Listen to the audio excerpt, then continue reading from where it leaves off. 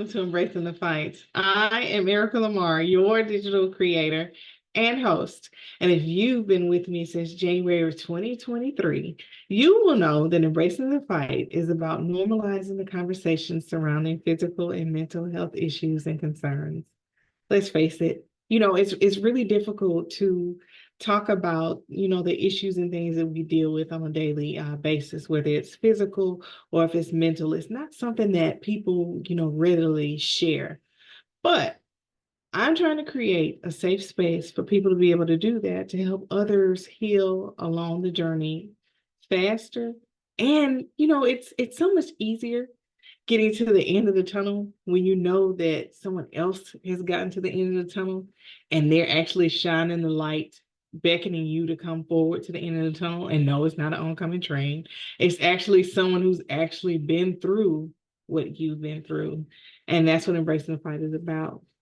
So if you haven't already, I would absolutely love it if you would take a moment to click subscribe, click like, click share, and comment on the podcast. It's okay if you just, if this episode is your first episode, there are several ones that you can go back and check out. Just check out my YouTube channel, Embracing the Fight.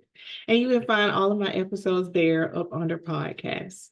Also, I would love it if you would join me on Facebook in my community, my group, Embracing the Fight, and my page, Embracing the Fight as well. I'm also on Instagram.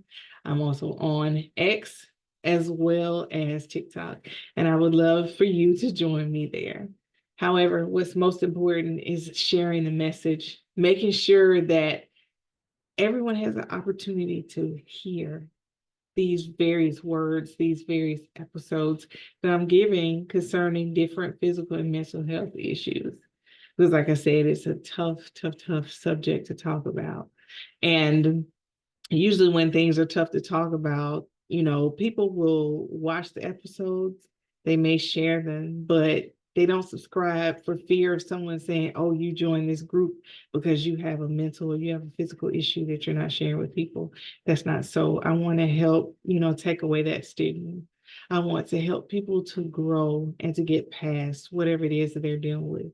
And if that's you, if you have a testimony, if you have something that you want to share that you believe can help someone else, please reach out to me at operations@diversitydesigned.com. Again, that's operations@diversitydesigned.com. And once you send me that message, I will send you a Calendly invite. That way you can go in and choose, what day, what time, you'd like to sit and talk with me.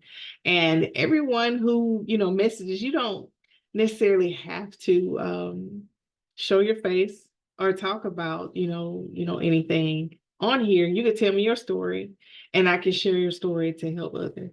Now that I've gotten all that out the way, today's episode is episode 80. Keep pressing go. Keep pressing go. So think about in life when you are out working and you're trying to do things and you're trying to help everybody and you just don't have enough energy, to do it, but you keep pressing go. You keep saying, I got to do this, I got to help my family. I've got to, do all these different things to serve others, but at the same time, I'm neglecting myself. So what we want to do is instead of just keep pressing go, you have to understand, your body's response to that goal. And your goal, let's call it like a go-go juice or something that you have to consume, every day in order to be able to do, the activities that you want to do. So that go-go juice is our energy level. So what exactly is energy? So energy is the strength and vitality required for sustained physical and or mental activity. So for instance, energy can come in the form of, say, food. If you eat, certain types of food, it'll give you energy. So how do you build your energy? You have to look at what you eat, how much you eat, when you eat, and what you do after you eat. Because all those things together will impact you both physically and mentally. So let's look at what you eat first. So when you think about energy, you don't think about, going to get, I don't know, a Big Mac meal, making it large with a large soda and all that, because all of those are, really empty calories. You want to get some calories that's going to give you, a boost.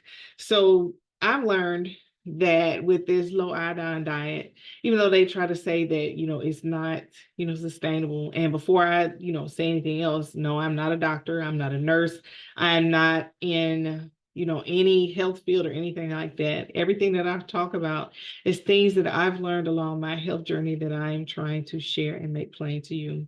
So back to what I was saying about eating, empty calories. When you eat, a whole bunch of things like ice cream and, cakes and pies and, things that are filled with preservatives and additives and whatever is used to preserve it to, when it's frozen or prior to you cooking it, you open a bag of, say, frozen vegetables, at the grocery store, and they're green. That stuff could have been frozen for months, years, whatever. But there's some solution that's put, in vegetables that, help to keep it looking like it would if it were fresh. So I learned, that when I was told I had to do this low iodine diet. And see, low iodine diet says I cannot have dairy, iodized salt, egg yolks, what else? Because I was just real sad when they said no, no dairy, because I love ice cream. But anyway, it's mainly fresh fruit, fresh vegetables, lean, unprocessed, like natural meat, um, nuts, seeds, legumes, things of that nature. It sounded very similar to the list that you get if you ever do a Daniel fast with your church. It's basically the items in the Daniel fast. And I started doing it on July the 28th. And up to now, I've lost 6 pounds. So that means either I was eating a bunch of crap, or what I was eating, my body wasn't using it as, kinetic energy. It was being stored, potential energy, make it fat. So anything that's stored in your body, that's stored as energy, is like a potential energy, and it becomes fat. And that leads into, how much you eat. So, a lot of people, when they sit down, they just eat based off of, what they see on their plate.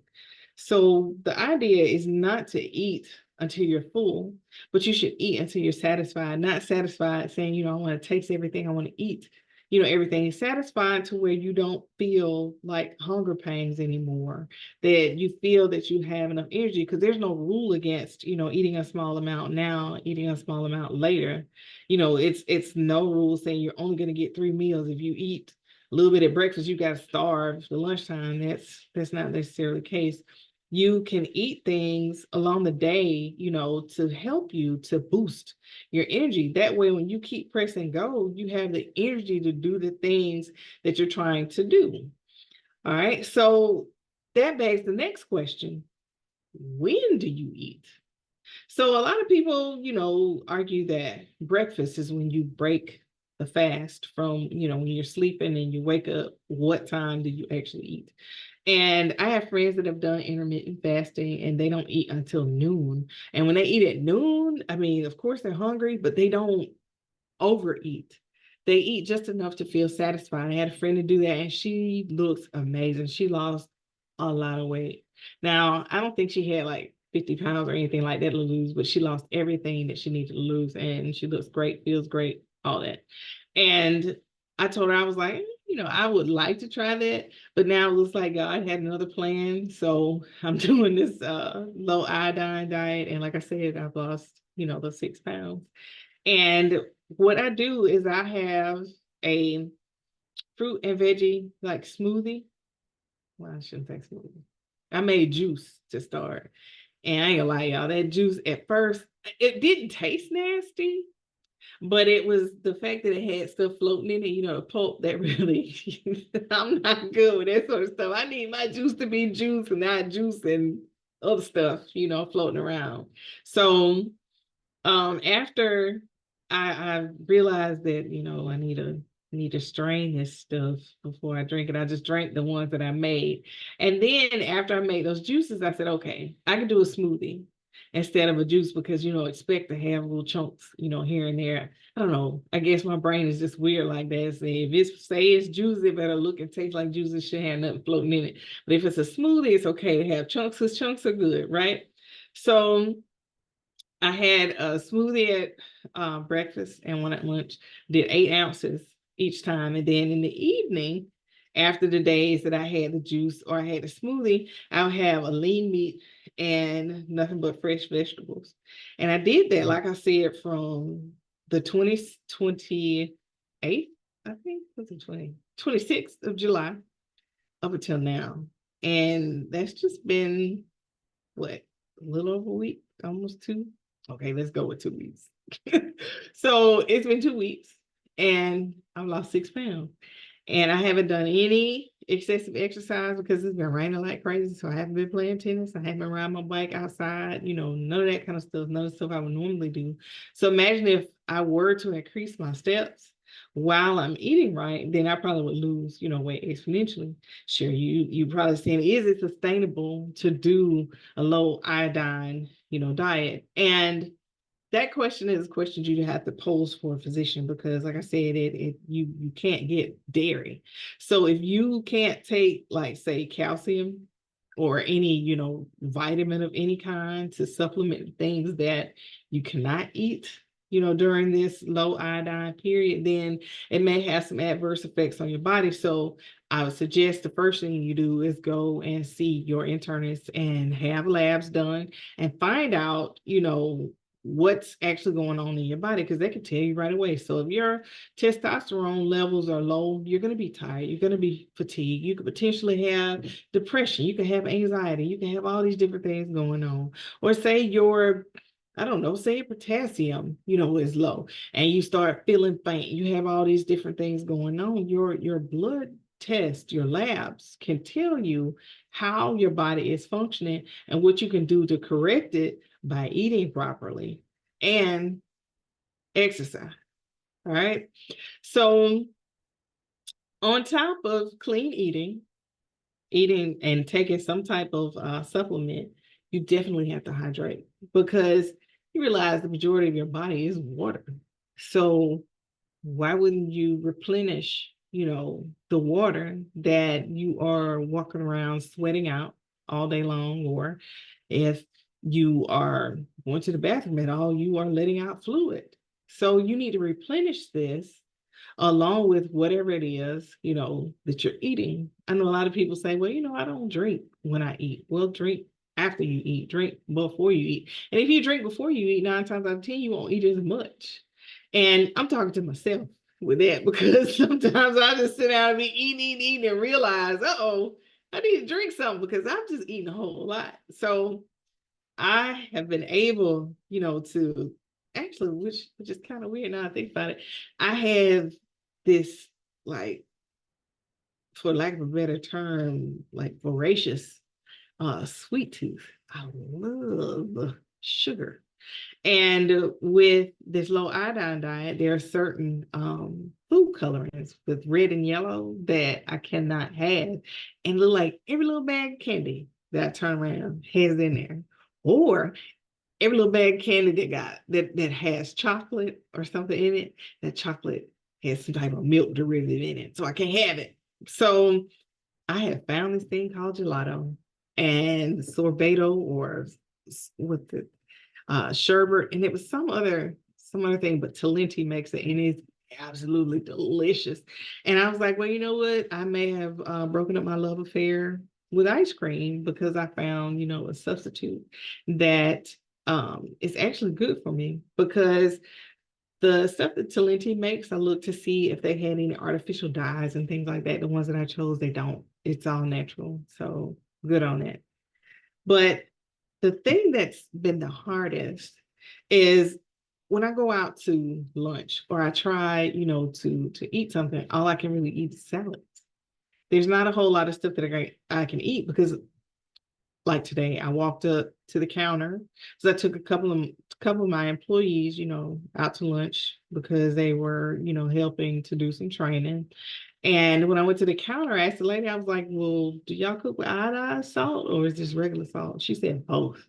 I said, oh, well, I guess I won't be having it. Now, with the low iodine diet, I can have some, but the lower the amount that I intake or consume, the better the PET scan results can be. So if you think about it like this, if you are introducing a lot of iodine into your body and you go have a PET scan, they're going to inject you with a low dose of radioactive iodine. How is the scan supposed to tell the difference between this iodine you've been eating and this radioactive iodine that they put in at a low level? It's all iodine.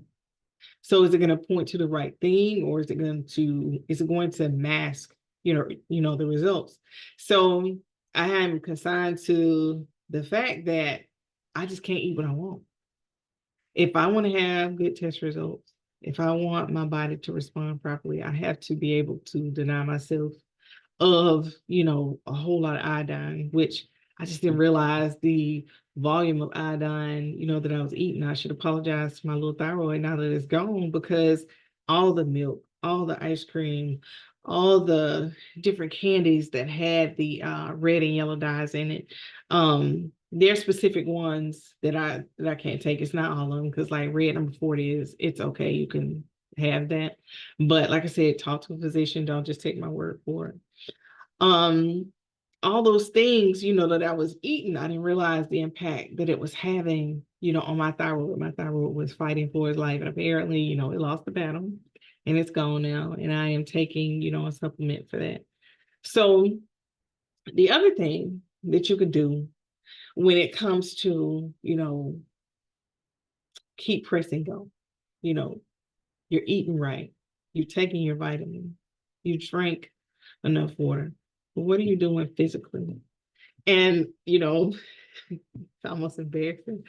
I went and I got, a Fitbit and I said, let me see, how much it is that I walk around and move around every day. I was like, I need my butt whooped because I had put in, a little goal of 10,000 steps a day. Because if I do 10,000 steps a day and I stay under 1,500 calories, then I can lose, X amount of pounds.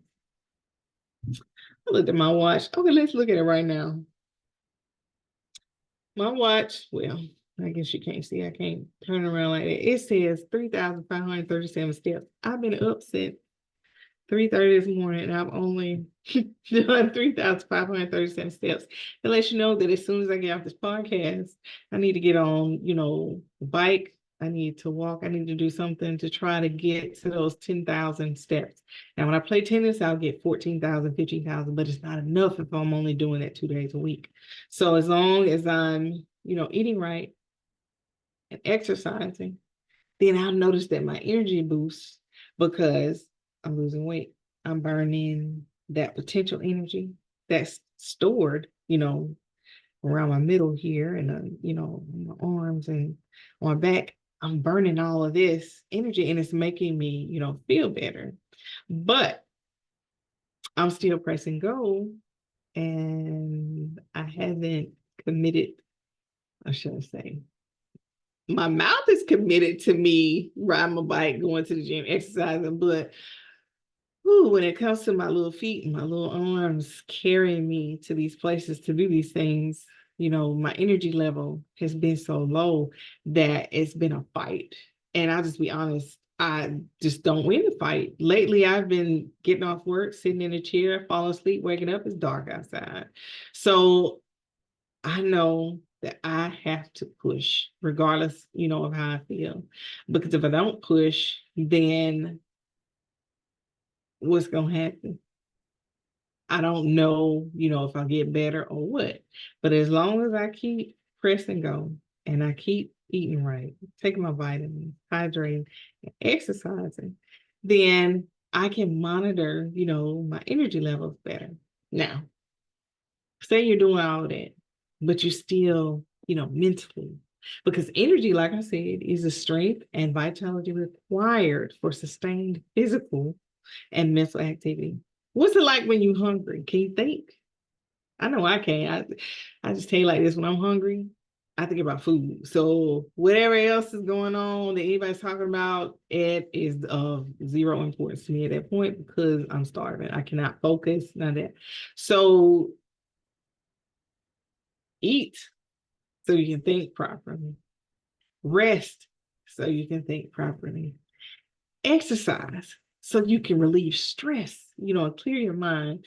Because a lot of things like chronic fatigue syndrome, that's one of those things that they can't necessarily, do like a blood test to figure out that you have it. It's just like a whole lot of symptoms that you could say that you have, and they come up with the fact that you have that. Now it's treatable, but they have to be able to, when I say they, the physicians have to be able to point to that specific disorder in order to prescribe you the proper medication or plan of action to help you, get through it. So chronic fatigue syndrome, your body is tired. 1, 2, you could become depressed. 3, you exhibit, anxiety. Your skin is clammy. Sometimes your legs, just feel tingly and restless. But it's a combination, of all these things. And you just can't point to one thing and say, this is what's causing my problem. It just feels like your whole world is just falling apart and there's nothing you could do to put it back together. And you might be in shape. You might be eating right. You might be doing, all the stuff that you think you should do, but you're not doing enough to sustain the vitality required for physical and mental activity. You might just be doing just enough to survive, not to sustain. So that is the word that you have to think about with energy. You want sustained energy or sustained vitality. You don't want just enough energy to do a quick burst and then sit on the sofa and be knocked out for days. You don't want that. You want to have it where you are able to do normal activity. You're able to think clearly. You're able to move, and not people that have any current like physical issues. I'm saying folks who have no physical issues. Those who have some physical issues, there are things that you can do, to move and act. I'm saying the things that you can normally do, whether you're physically impaired or not. Whatever you can do normally, you need to have the energy and the willfulness to do it. So mental activity, physical activity, require a large amount of energy. What are you willing to do to get that energy? So instead of just keep pressing go, you have to pay attention to the signs and the symptoms that are going on in your life. Don't be afraid to go and see your physician because they're the ones who can help you start to see what the issues are that are causing you to be tired or to cause you to be mentally exhausted. And they can work with you on a plan to help you become the best version of yourself so that you can keep pressing go. And I want you to continue to watch me, as I go through this journey of doing this low iodine, diet and more exercise, more than just the 2 days a week, playing tennis. I want to do more. I want you to see me as I transform. And I hope that you will transform along with me. And as always, thank you so much for tuning in to this episode 80, Keep Pressing Go of Embracing the Fight. And I want you all to have an absolutely amazing day.